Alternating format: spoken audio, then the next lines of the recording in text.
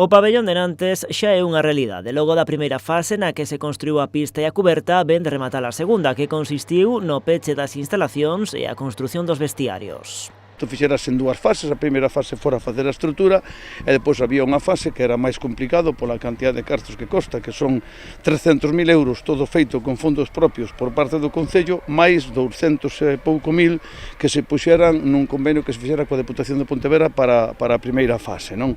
Esta mañá o alcalde e concelleiros visitaban a obra para ver o resultado final. As instalacións van ser empregadas sobre todo pola rapazada do Colexio de Nantes, que está situado ao seu carón. En total, 100 de nenos e nenas.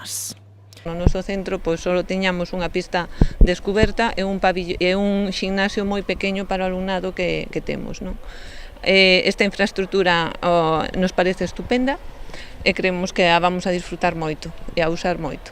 Para nós hoxe é unha ledicia poder disfrutar da inauguración do noso pabellón e a partir de aquí que os nenos disfruten, os que están, os que veñan e todos os que necesiten facer uso del.